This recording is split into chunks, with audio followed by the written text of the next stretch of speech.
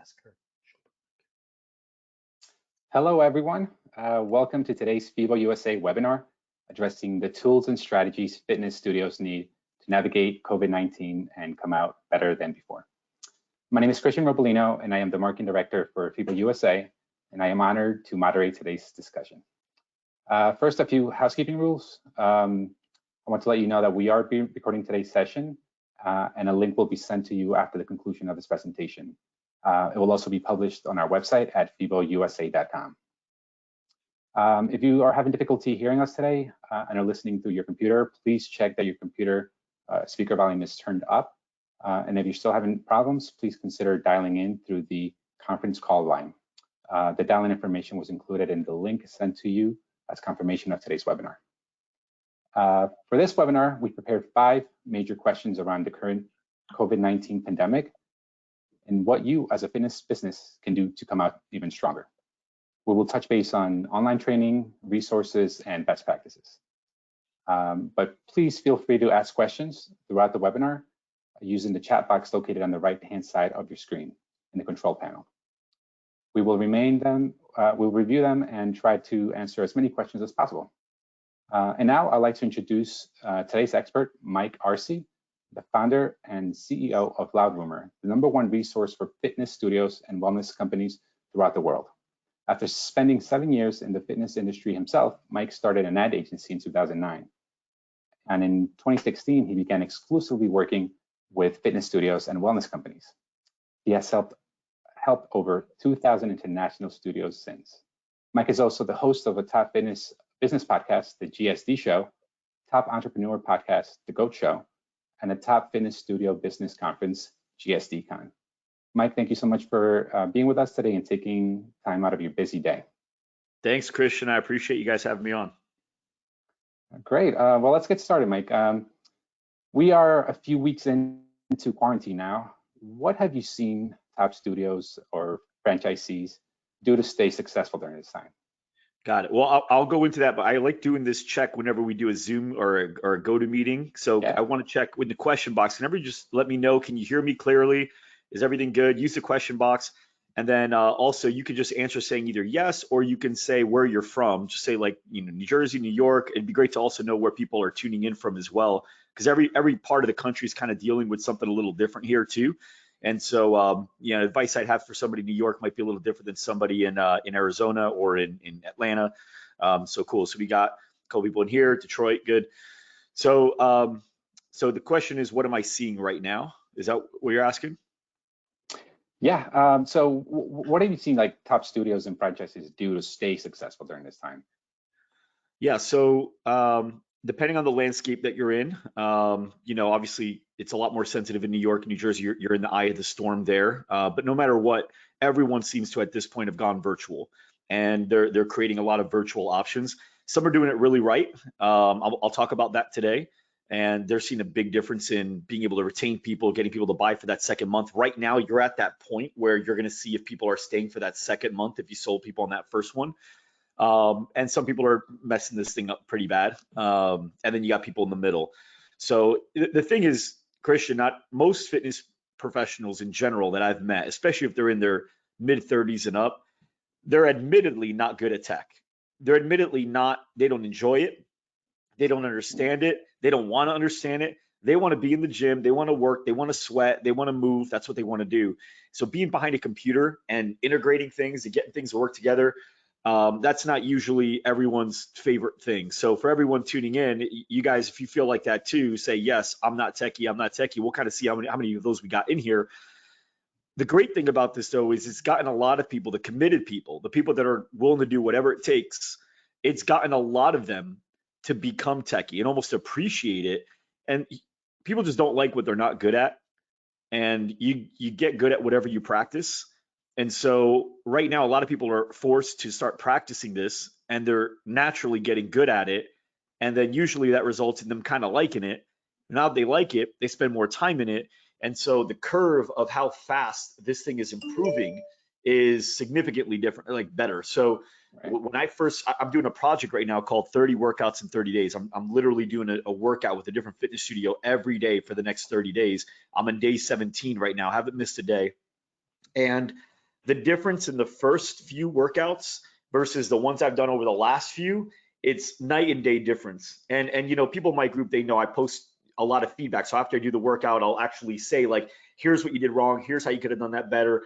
So a lot of people are watching reviews, but I mean, the quality of the visual, the quality of the audio, the pregame beforehand, confirming appointments with emails, with texts, with phone calls, afterwards, calling me immediately, announcing things they have going on, like challenges or referral programs or any type of philanthropic things they have going on. All these things are now starting to come together because you don't feel as lost anymore. You're starting to feel it's like when you go on vacation, you stay in a place for like 7 days. That first day, you're like, where is everything? You're Google mapping everything. But by day 5, you know where you're going. And now Right. you feel more comfortable. And I think we're kind of getting there now, which is great. And what that means now, Christian, is this next 2 to 4 weeks, it's a curve. So the technology and the quality of these workouts are going to dramatically improve even more than they did in that first 4 weeks because people are now, they're doing it with a sense of understanding and they see that it's working. My wife and I each have a membership at a studio online. My wife, we're in Arizona. She's got one in Chicago because you can do that, right? Another thing, you're not confined to selling to people only in your 5 mile radius now. She hasn't missed a workout. She's been going 3 weeks in a row. Some days Impressive. she's on 2 a days because she's got 4 kids, man. Wow. So you know how hard it is to work in a workout at a studio when you have 4 kids. It can be done. She's done it. She does it. Right. But right now, she can do it whenever she wants, right? So there's pros to this thing. You just got to be willing to find it. You find whatever you're looking for. If you find how this thing's hurting your business, you're going to find a lot of reasons as to why this is hurting you. But if you can look for the opportunities and where this is going, there's a lot of studio owners right now, and I could share with you who those people are, so you can kind of even reach out to them if you like, that Sure. are actually more profitable now than they were when they went into the pandemic. That's incredible. They And what do they you have think better that is? retention now. They're retaining members at a percentage better now than before the pandemic because they're doing the That's, right things. and what do you think they're doing when it comes to that? What are the right things that they're doing? I know what they're doing. So there's no speculation here. Here, I'll tell you exactly what they're doing. So number one, they're very clear on why they're doing what they're doing, right? It's if anybody's read the book, starts with why. It's not what you do, it's why you do it, right? And so let me take everyone outside of the fitness industry first, so they can see like how it looks like in a different setting, and then Sure. I'll pop it into fitness, and now it'll tie in together a little better, okay? Sure. Initially, why people came to me was because of what we did, which was we can help you get more business through, social platforms, Facebook, Instagram, YouTube, Google, stuff like that, right? Like we were known for that. That's why they came to us. That's not why we were in business. That's just what we were doing at the time and what our offerings were in exchange for the revenue, right? But that's not why we were doing it. We love helping business succeed, and particularly fitness. I was a personal trainer for 7 years. I'm a fitness guy. I love fitness. That's the one topic. Everyone's got topics, whether it's football or Netflix series or Yeah. whatever it is. But everyone in here listening probably is more like me, where we just love talking about health and wellness and fitness, right? If we hear about a new type of way to eat, like intermittent fasting, we're like, hey, let's really break it down. What are the pros? What are the cons? Like, we want to know about it. Ketogenic diet. We want to talk about fasted workouts versus non-fasted. Like that kind of stuff is interesting to us. So we were like talking about that's my life. I love it. So I love helping the people that are in that world, right? Because we all like the same stuff. So our job and my company is to help fitness studios grow and be successful. Well, pre-pandemic, it was a booming economy. It was the best economy we've ever had. They didn't need a lot of help with a lot of things. They needed help with a few things. And in particular, because they didn't like tech, they needed help with how to use these social platforms to generate business. That was the number one thing they thought they articulated, at least, that they really wanted help with. The pandemic has exposed a lot of weaknesses in other areas now, whether it's money management, whether it's contingency planning, whether it's leadership, culture, whatever it is. It's also exposed a lot of other weaknesses that maybe wouldn't be exposed in a booming economy, right? A booming economy is like, it's like bowling with the bumpers on, right? You know, when you put the bumpers on for kids, Yeah. so Yeah. no matter what, they're hitting something. You When you have always, a yeah. booming economy, like there's people in there that are just not meant to be running a business that are actually somehow still making money, right? And you see the 18-year-old kids, right? They're like on the beach with their phone up and they're like, hey guys, click on my video and I'll show you how you can make a ton of money by working on the beach with a laptop like me. And it's like, those kids aren't making videos right now. They're broke, right? Yeah. Because once you take the bumpers off, what happens?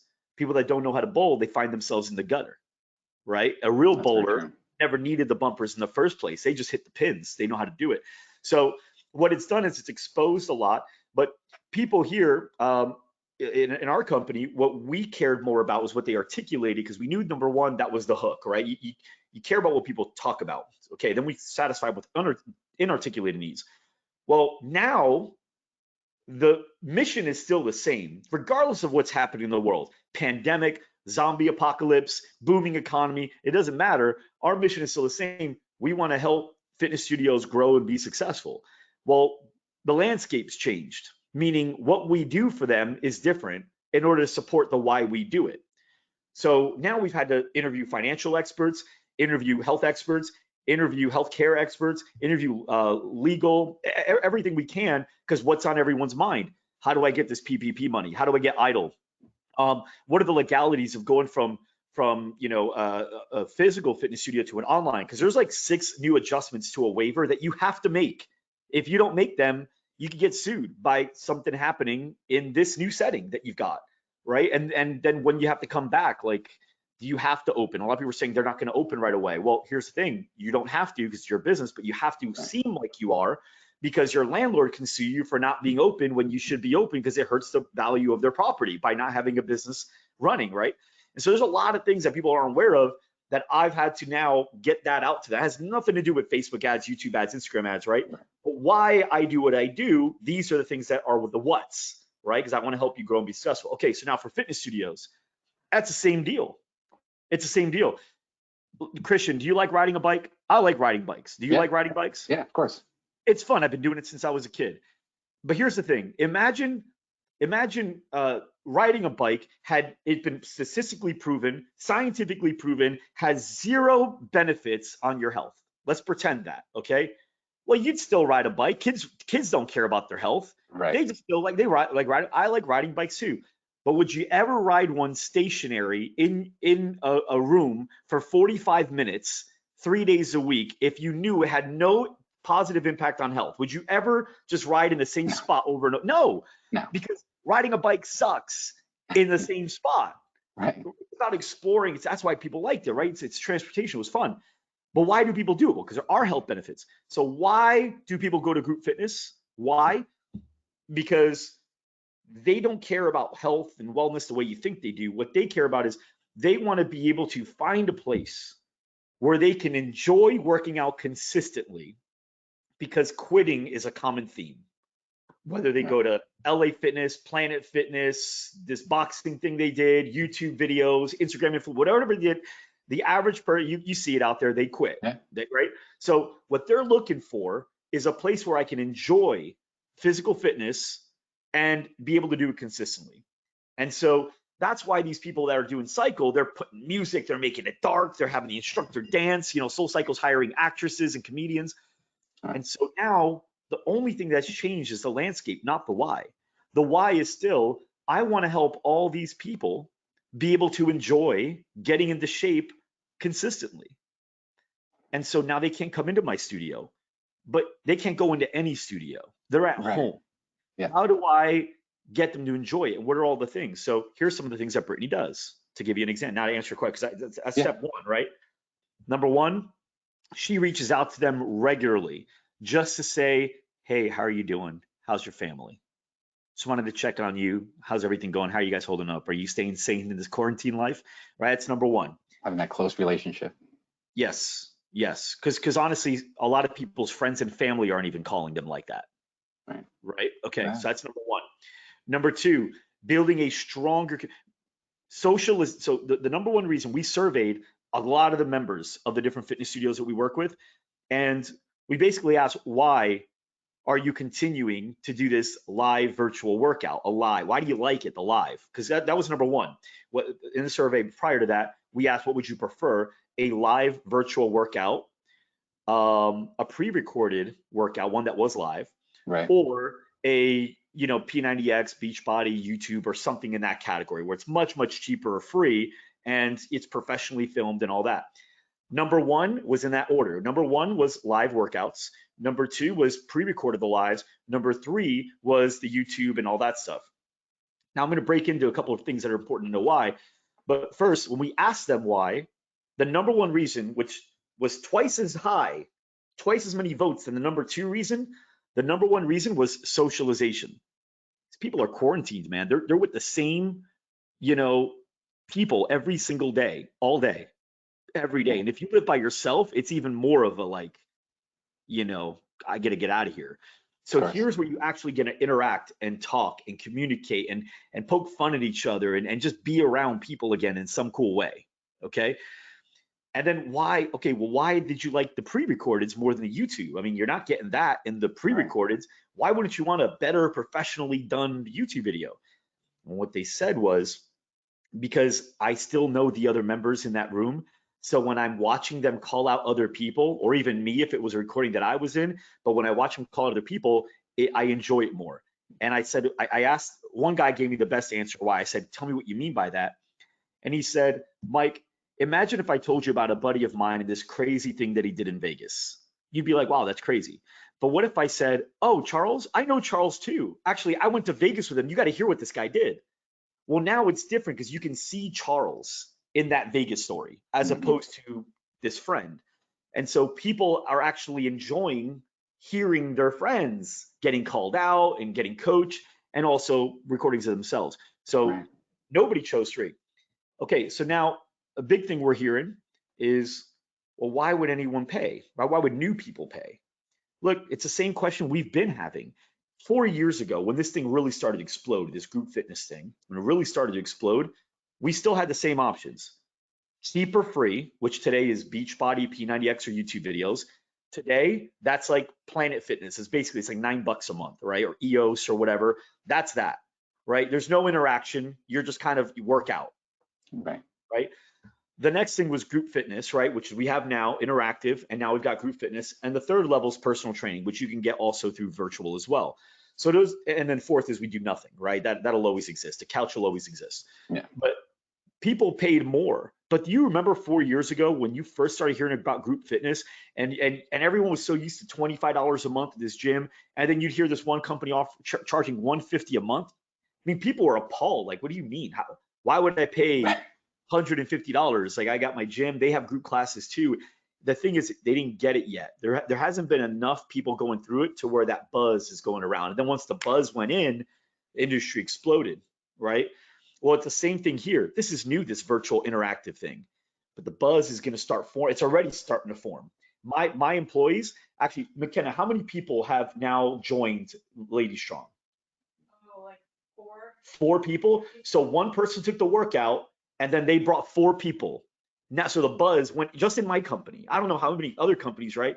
But just in my company, one person brought 4. They got 5 members now with a buzz. Why would I pay $99 a month when I get it for free? Well, here's why. Here's the buzz. Does that make sense? So with that, Brittany understands that socialization is the number one thing that people care about. So she's doing stuff in the Facebook group where she's posting every day. She's congratulating people on their milestones that they're still hitting every day. She has a bingo set up where it's like everything you do is for a square. And then you want to obviously fill up the whole board. So it could be something like leave us a review, go for a walk, hit 10,000 steps in a day, do a live workout, like all these things. And then every day you have people that are doing all these activities or engaging with it. I see my wife doing it. They're doing cooking classes once a week. So my wife made a pudding. So they're doing a live virtual thing where they're like all talking. That's all, they just want to talk, right? They're trapped. They're all connecting, connecting and having that relationship, still maintaining that relationship. 100%. And then in the workout, Christian, if you were to take some of the workouts I've been in, some of them suck, like I told you. So depending on which one you take, you might be like, oh, this will never take off. You're right. That won't. What you just saw won't.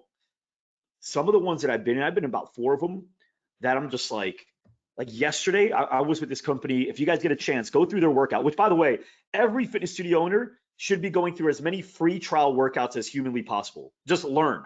That's why I'm doing 30 workouts in 30 days, right? I want to learn. I want to see, I want to build the Optimus Prime, right? Like, I like the way you do that. I like the way you do that. I'm going to put all the best things on, make mine, right?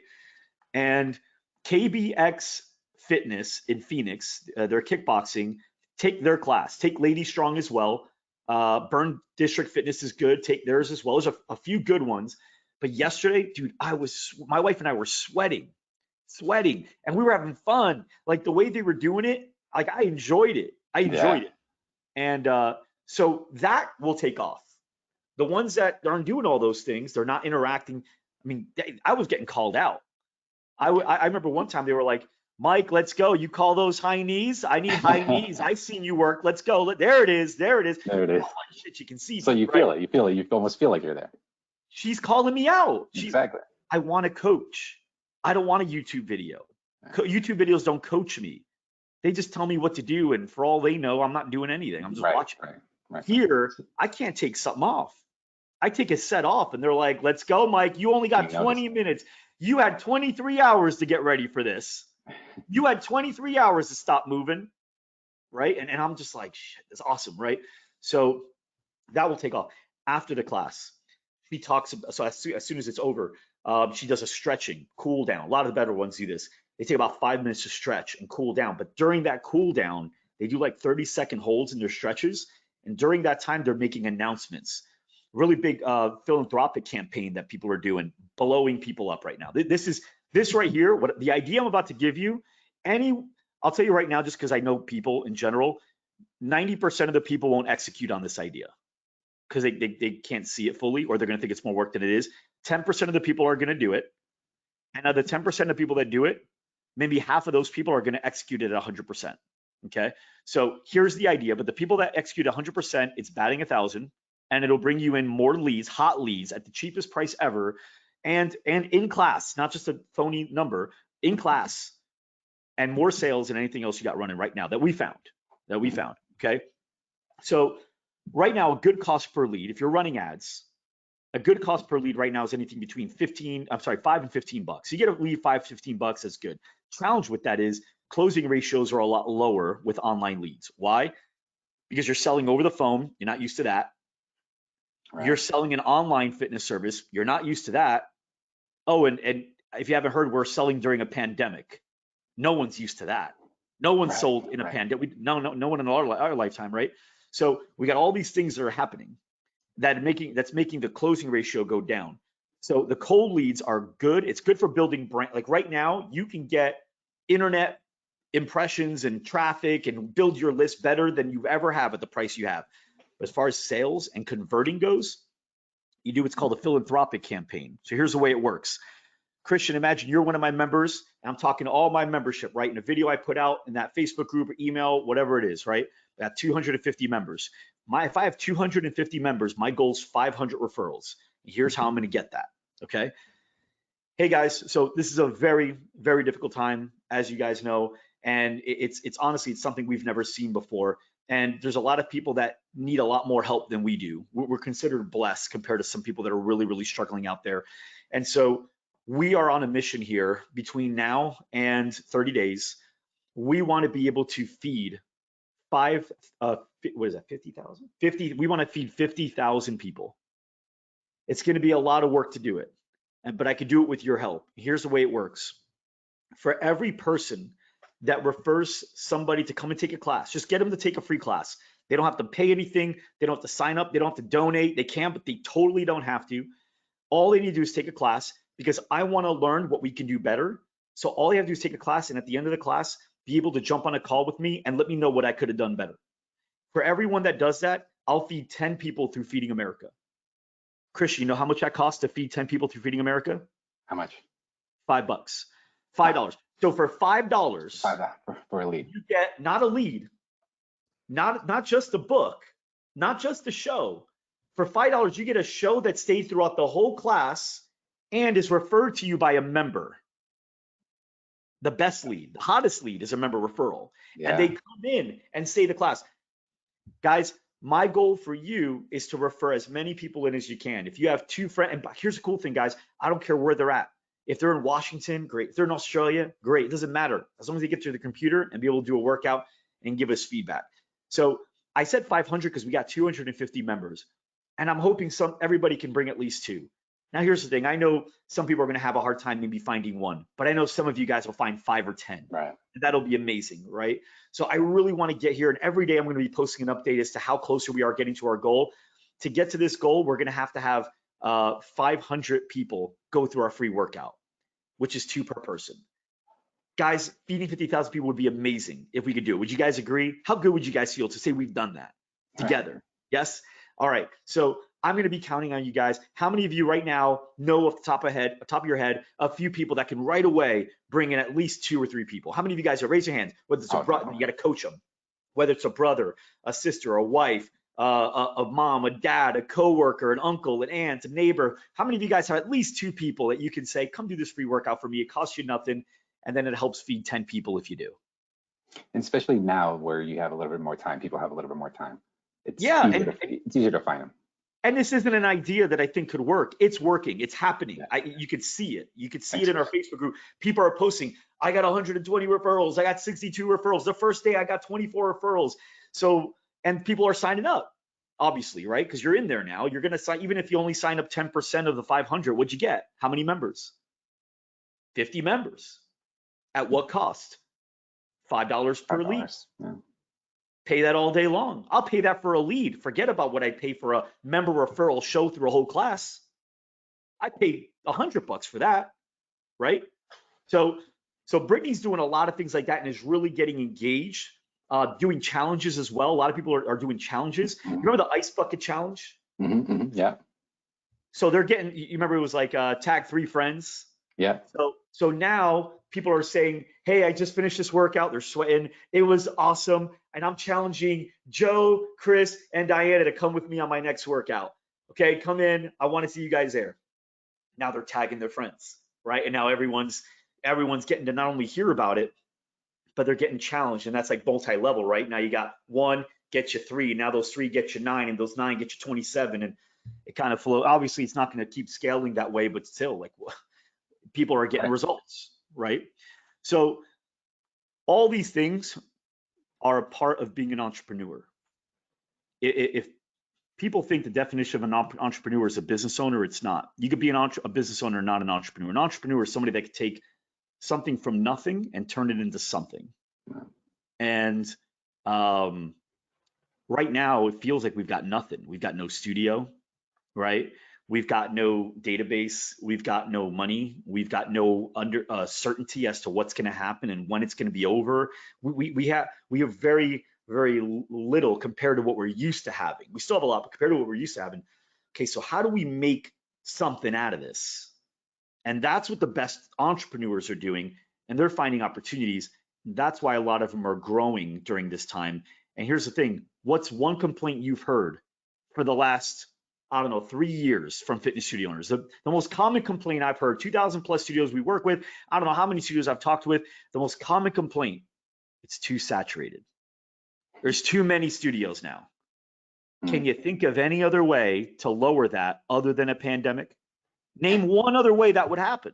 Right. So here it is. You wanted it to be less saturated. It's happening, but here's the deal. If you filter out, if you're the one goes out of business, you're the one that should have been the one that was out. So but if you're the one that succeeds, great. The weak will not survive. Yeah. Right? The strong will, and some weak that are weak in skills, but they're strong in mind, they will do whatever it takes. They will stay up all night. They'll be willing to go through hell. They'll learn. They'll reach out to mentors. They'll take 2 classes per day at other studios. They'll learn. They'll go through their process, see what they've got. They'll reach out to studios that are winning. They'll do the uncomfortable because they don't care. They want to be successful so bad, they'll do anything. These people are going to succeed too. It's the people that are weak and coming up with so many reasons why they're going to fail. And then the sad part about this, Christian, is their friends and family, they're going to make them feel okay about it. Their mom's going to say, well, Christian, look, I mean, what are you going to do? You could have never predicted a pandemic. I mean, who can save business during that? And little things like that make you feel better about your decision. You got to stay away from people like that. You've got to find winners, right? That's the number one reason fitness studios stay in our community, because everyone here is a hustler. These fitness studios are like, we got to go. They'll pay to just to be in the group, right? Because they Right. see how important it is to get these ideas like I just said. These are just 2 ideas. Yeah. We've got a month's worth of stuff, right? So and now I know you've been speaking to a lot of financial and legal experts on your podcast.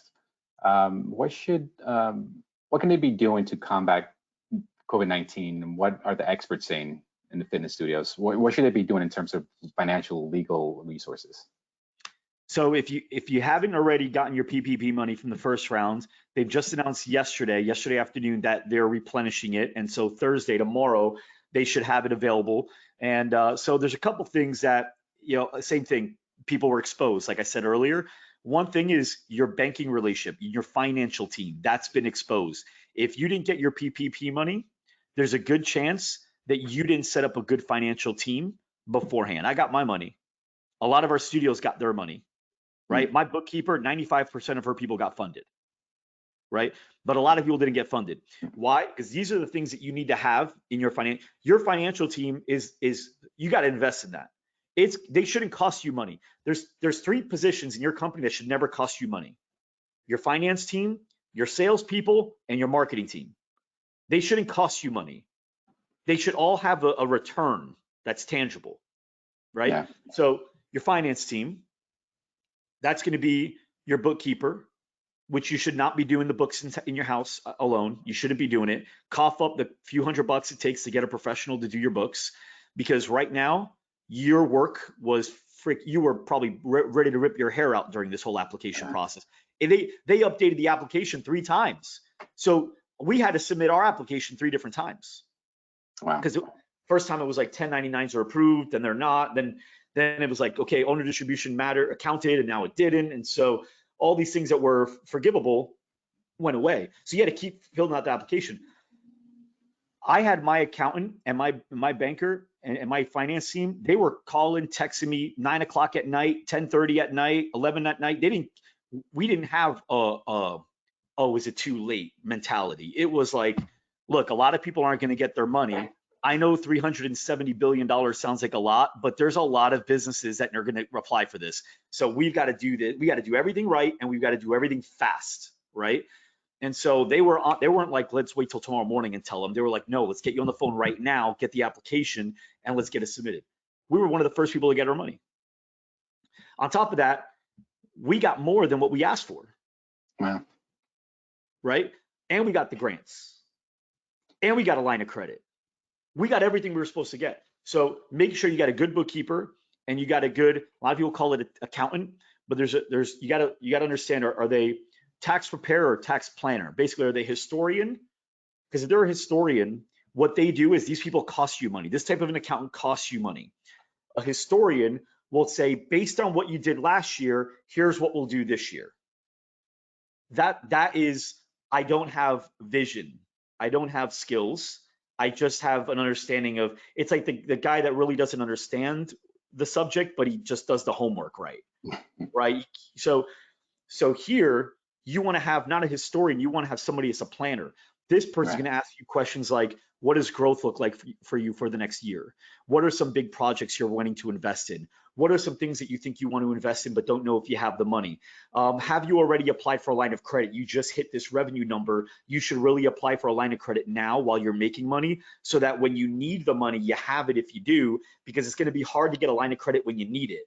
It's bankers don't want to give it to you when you're going broke. They want to give it to you when it looks like you can pay it off, right? A historian won't give you that advice. They'll just check the boxes and make sure that you're technically doing the forms right. Right. This one will make you money, save you money. This one here will still save you money than if you did it yourself, but they're not looking for opportunities. This one costs you a lot more. Whatever the difference was, it's not even comparable as to how much cheaper this guy actually is. And same thing with a bookkeeper, right? So as far as finances go, now it's been replenished. If you haven't done this already, there's nothing you should be doing more important right now than getting on the phone with your banker and immediately finding out what you have to do to be next in line to get your application submitted. Because this next one's going to run out even faster than the first one, they said. Because now a lot of people that thought they were going to get their money because they filled out the application, they did what they were supposed to do, they didn't get their money, but they're looking at people that did. So what do you think now? They're going to be like, they're in desperation mode. They were comfortable. Now they didn't get it. They can't not get it this time. So now it's going to be even fast. So you need to move move fast, right? So definitely get your application process in for that. For EIDL, a lot of people have been getting paid out over the last couple of days to get their grants. It's $1,000 per employee. So you want to make sure you're doing that as well. Also with banking relationships, you always want to have 2 banking relationships. You want to have a big bank, and you want to have a small bank. One bank you get money from, one bank you keep money in. So for example, this bank is where I get my lines of credit and any loans that I ever need, right? I don't bank with that company as well. I bank separately. The reason is because you don't have access to my funds. If I need it, and that line of credit, if I need to default for a month or 2 to pay my people, I can do that and have the money to pay my people. Whereas now you can take from my checking account. You see what I'm saying? And they will. So you want to have 2 separate ones, because when push comes to shove, shit happens in business. If it happens, you need to be able to, and nobody's saying don't pay them back. You'll do what you have to do to get on track, but Of course. how are you not going to pay your people? That's always number one, right? So now you got to have 2. And then the smaller bank is the one that you have a really good relationship with. You have to, like, I go to lunch with my people, my finance people. You got to know them, because that's why they'll text you at 11:30 at night to let you know, hey man, I really want to get your money. So you got to invest. You got to be an entrepreneur. An entrepreneur does that. They don't just write up workout programs and run Facebook ads and there you go, you're a business owner. No, man, you've got to like have a really good foundation in your team, right? You're not one of the people on my finance team, my director of finance, my wealth manager, my accountant, my bookkeeper, not one of them said, stop your marketing. Here's the advice they give. Cut everything you possibly can. Cut everything you possibly can that's not revenue generating. Okay, so your rent, can you negotiate that off? Yes, I put out a podcast on how to negotiate with your landlord, right? Literally, I interviewed people that do this and I had them role play how to negotiate and come up with every scenario that you would have to face and how to overcome it. That's okay, amazing. you can check that on our YouTube channel. It's just search Loud Rumor in YouTube, go to our channel. It's one of the videos I did in the last like week or 2. Okay, but we had to like interview these guys. So okay, get the rent cut, get your softwares cut in half or deferred. We got our mortgage, our home mortgage deferred out 3 months. Car payments, cell phones. A lot of people don't even know Verizon has grants for small business owners up to like 10 grand. Facebook has grants for small business owners up to like 10 grand that you can just get. That's free money. It's grants, right? So cut everything. Now, what we will invest more in, marketing, advertising, salespeople. We put more money here. Why?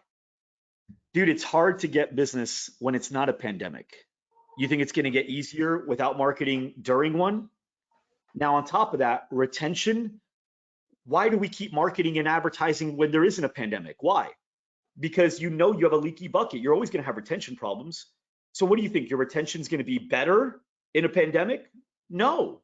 So you need to be better at marketing and sales right now, not worse. Definitely not the same, because the problem is worse. You need to be better to be able to keep where you need to be. And right now, because internet usage is up by 30%, more and more business owners, especially the newer ones, the ones that just kind of don't get it, they stopped all their advertising. And it's a bidding platform, because when you scroll on your Facebook feed, 1 out of every 5 posts is an ad.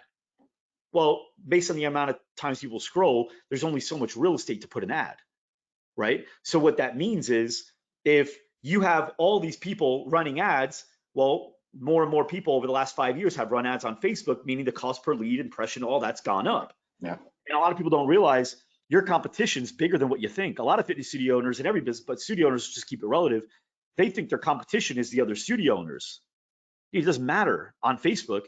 Your competition is anyone that wants to run ads to your desired demographic. 25 to 55-year-old female, that's what you put down? Great. Here's who also wants to run ads to her. Nail salons, hair salons, massage therapists, restaurants, bars, daycares, nightclubs, wedding stuff, like vacations, all these people. In fact, the fitness industry has the most popular demographic to target in advertising on the planet. 25 to 55-year-old female, best buyers, best consumers. Now, who stopped advertising? Massage therapy. You can't give a massage over Zoom. Nail salons. You're not going to do my nails over Zoom. I'm a guy. You're not going to do my nails anyway. But in general, right? Daycares. Right. You're not going to watch my kid over Zoom, right? All these businesses that we're lucky in this industry. A lot of businesses can't do this over Zoom.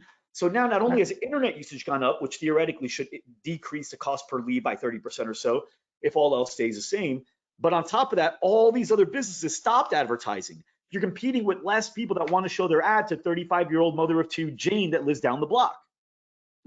There's never a better, more affordable time to get in front of people that you want to get in front of and to get to know your name. Never. You'll never, like, where else other than a pandemic can you find this opportunity, right?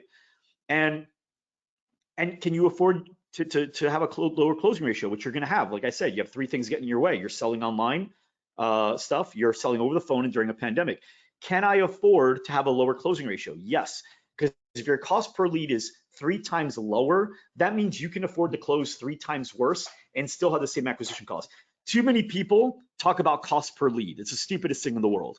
Cost per lead is nothing. And it's not even their fault. It's marketing agency's fault. They don't actually understand what marketing is. And they talk about cost per lead. Who gives a shit? When you ever watch Shark Tank? Yeah. Have you ever heard them ask what cost per lead is? Ever? Ever? No. The profit. Have they ever asked? Have you ever heard anybody like that ever ask what your cost per? No. What they ask is, what are your sales and what's your cost per acquisition, your CAC, your cost to acquire a customer? Because if my cost per lead is twice as much, I can still close twice as good and be able to acquire the customer for the same cost. That's what matters, because what matters is what's my cost to service a customer. Then I need to know what my cost is to acquire a customer, and then also what's my value, my lifetime customer value per member. And if those numbers make sense, where there's profit, we're good. So at the end of the day, hey, look, my closing ratio is going to suck. It's harder to sell right now. Yes, 3 times harder. It's okay. Your lead cost is 3 times cheaper.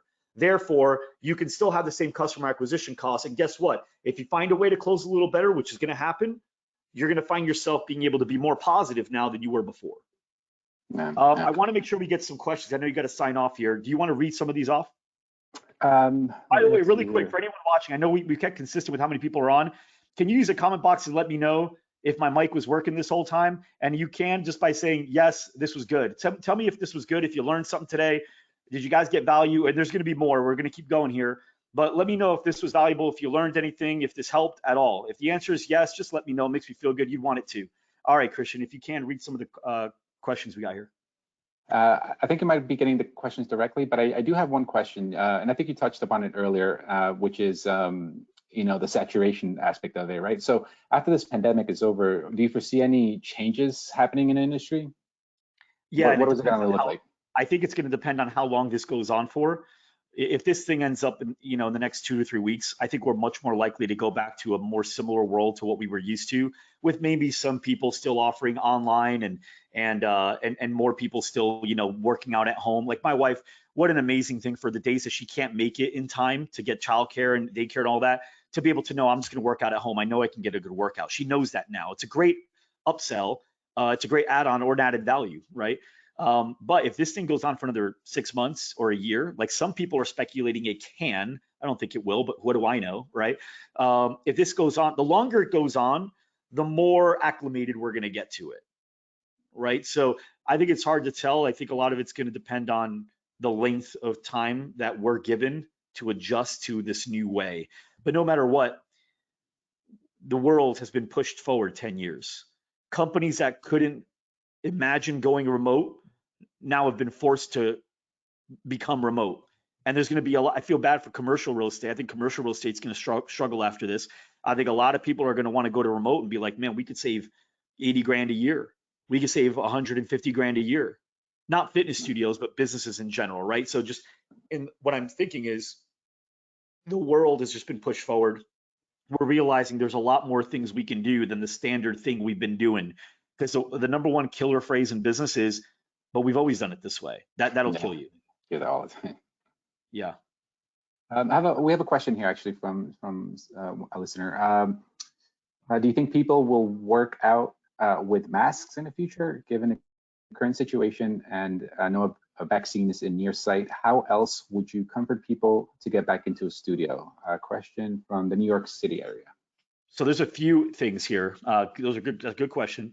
So one, I definitely think there's going to be people that are going to work out with masks. Just people driving in their car by themselves with a mask on. If you see it, like I see it. So I definitely think people are going to work out. But I think also fitness and restaurants, like fitness is the worst for this coronavirus spreading. Like this, what a better place to spread the virus. We're in close quarters, 1,500, 3,000 square feet. People are breathing hard, they're breathing heavy, they're exhaling, spitting these micro things out into the air, and then they hang for 12 minutes that people walk through over and over. They're touching stuff. You can sanitize after every class, but you're not sanitizing after every rep or after every set. I mean, so there's a lot. It's a perfect place to like spread the virus. So what we're going to notice is studios are going to be opening up in bites. Like it'll be like, okay, we're going to be at a third capacity or half capacity. If you can have 38 people in a class, maybe now it's only 12 or 14.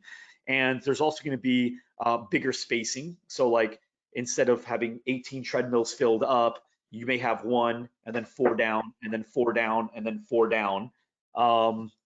Restricting high fives and interaction, social distancing will still be practiced. And then I'm also hearing that there's going to be, actually, I know this because studio owners are already saying whether they're mandated to do it or not, they're going to do it. They're not only going to limit the amount of class size, how many people are in the class, but they're also going to extend the amount of time in between classes as well to be able to properly sanitize everything in the studio. And with that, they're going to be able to make up for the loss. Obviously, you're going to have people with less options that way. So they're going to offer more classes. So Saturday classes, Sunday classes, more daytime, midday classes where generally, you know, a lot of people take off. They just do the early mornings and maybe evenings. Now you're going to see a lot of stuff in the middle as well.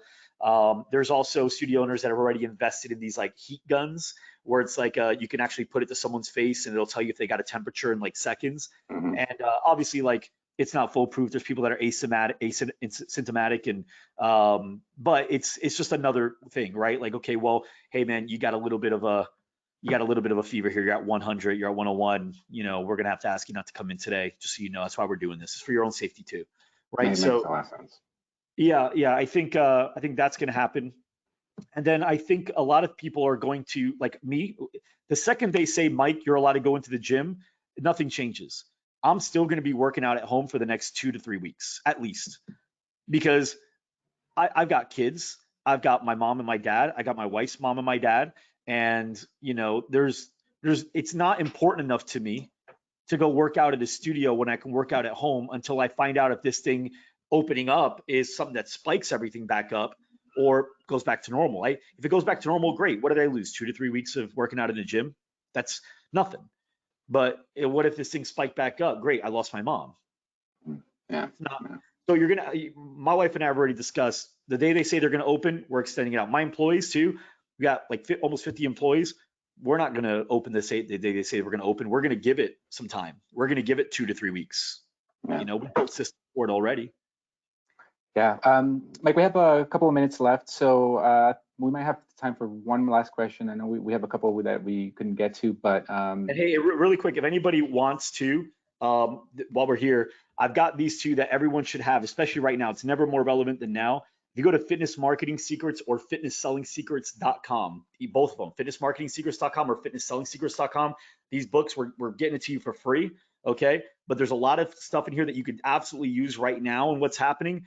And then also, we'll put you on a like this exclusive insider email list where we're emailing you things as soon as we know it. So like as soon as we found out about the PPP being replenished, my team and I did a new podcast on it inside of like 20 minutes, and we got it out to all the people on that list. So if you guys want it, these books are great. And then immediately we'll put you on our insider list, and we'll give you like as to the date, like we'll be your personal Google, but better because we give you the information without you having to search it. That's awesome. All right, so last question, and then I'll sign off. We'll sign off. But which, in your opinion, is the best social media platform to share my content or to advertise my business right now?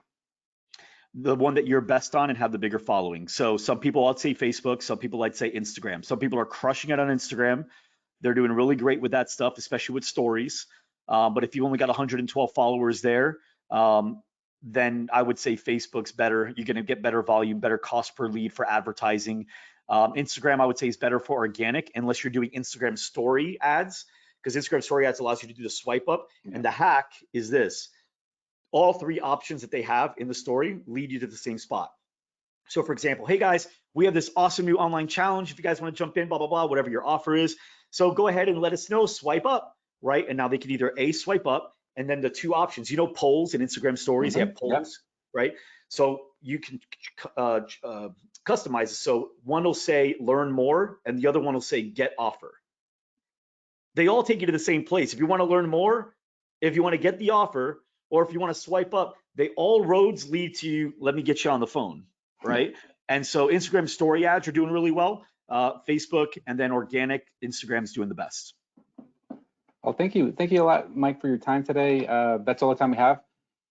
Thank you for attending today's webinar, everyone, and thank you, Mike, again for being very helpful with your tips and inspiration in how to turn this pandemic into something positive for businesses. So thank you, everyone. Hope to see you in November at Miami Beach for our event, FIBO USA. And just as a reminder, we will be sending a recording of this webinar later on. And obviously, you can head over to Mike's website for any other resources. And thank you, everyone, and look forward to talking to you soon again, Mike. I really appreciate it. You got it. And for the website, it's loudrumor.com. I don't know if we said it, so just in case, loudrumor.com. Perfect. Thanks, everyone. Thanks, Have a good guys. day.